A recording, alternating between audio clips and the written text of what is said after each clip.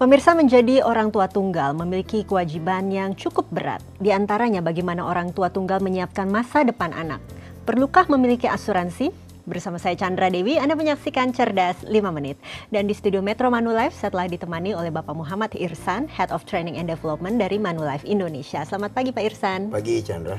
Pak Irsan, ini menjadi orang tua tunggal. Ini harus memenuhi berbagai kebutuhan yang tidak bisa dibilang sedikit ini ya Pak Irsan ya. Kiranya apakah mereka juga harus memiliki asuransi? Bagaimana? Ya, jadi tadi dikatakan oleh Chandra bahwa menjadi orang tua tunggal itu memiliki tanggung jawab yang lebih besar. Otomatis itu akan menjadi beban dalam arti lebih ringan kalau bisa dengan pasangan. Nah, dengan kondisi seperti itu pun orang tua tunggal justru harusnya memiliki asuransi karena dia akan menjadi penanggung jawab sendiri nih terhadap kelangsungan hidup anaknya. Tapi itu berarti makin banyak juga dana yang harus dikeluarkan, tidak hanya kebutuhan sehari-hari tapi juga membayar asuransi, begitu ya Pak ya? Betul. Oke, bagaimana para orang tua tunggal itu bisa mempersiapkan asuransi sehingga anak-anaknya paling tidak memiliki proteksi ya Pak ya? Bagaimana?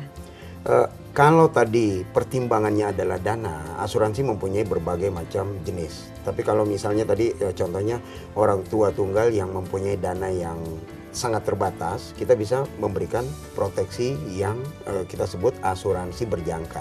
Ini memberikan proteksi yang cukup besar dengan premi yang cukup murah. Sehingga orang tua tadi terproteksi dalam arti apabila terjadi sesuatu terhadap orang tua tadi, akan ada dana yang diberikan kepada anaknya untuk melangsungkan kehidupannya ataupun juga melanjutkan pendidikan. Jadi ini semacam asuransi jiwa bagi orang tuanya, begitu ya Pak ya, agar anak-anaknya paling tidak bisa melanjutkan hidupnya. Nah, jika dananya paling tidak memiliki dana lebih orang tua tunggal ini, bisa apa lagi? Jenis asuransi apa lagi? Contoh lain adalah orang tua tunggal yang ingin pendidikan anaknya terjamin, bisa memberikan asuransi pendidikan buat anak. Memang otomatis premi yang dibayarkan akan lebih tinggi dibandingkan yang asuransi berjangka tadi. Tapi pendidikan anak sudah terjamin. Atau juga untuk investasi. Bisa saja orang tua memberikan program proteksi yang ada investasinya. Sehingga kalau terjadi sesuatu terhadap orang tua tadi, uang pertanggungan keluar dan investasi pun tetap ada buat si anak tadi. Oke, ini kembali lagi jika orang tua tunggal tersebut memiliki dana yang barangkali terbatas, Pak. Kiranya apa yang harus ia pertimbangkan saat akan memilih sebuah produk asuransi? Pertimbangannya di mana? Pertimbangan utama adalah proteksi. Besarnya uang pertanggungan harus mencukupi untuk melanjutkan hidup si anak tadi dan juga pendidikan anak tadi. Dengan demikian berarti dengan premi yang dia bayarkan harus mempunyai proteksi yang cukup, uang pertanggungan yang cukup untuk hal tersebut. Yang kedua adalah jangka waktu. Jangka waktunya harus bisa mengcover sampai dengan anak tadi memang benar-benar tumbuh dewasa lah. Atau paling tidak dana yang tersedia itu bisa mencukupi hal tadi. Oke, ini barangkali jika kita bisa urutkan Pak jenis-jenis asuransi yang sebaiknya dimiliki oleh seorang tua tunggal ini ya. Mulai dari yang dana terbatas hingga barangkali dana yang tidak terbatas. Dari asuransi berjangka kemudian apalagi jenis asuransi harus dimiliki? Yang juga mesti dimiliki oleh orang tua tunggal adalah proteksi kesehatan harusnya juga ada.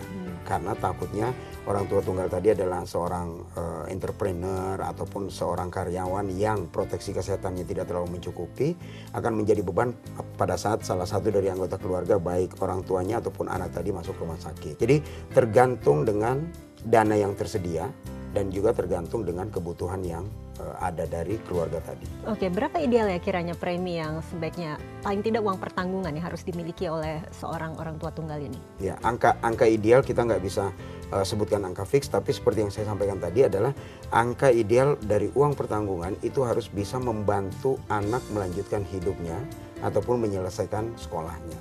Sehingga jangan sampai ada orang tua yang meninggal, pendidikan anak stop. Nah, itu yang kita hindari. Ataupun orang tua meninggal, anak jadi hidupnya jadi tidak terjamin lagi masa depannya. Betul. Oke, jadi itulah paling tidak yang harus diperhatikan orang tua bahwa anaknya itu harus terjamin paling tidak ya Pak Irsan ya. Terima kasih atas informasinya ya Pak. Terima kasih Chandra. Dan pemirsa, demikianlah Cerdas 5 Menit, Cerdas Finansial untuk episode kali ini. Saya Chandra Dewi, terima kasih atas perhatiannya. Sampai jumpa.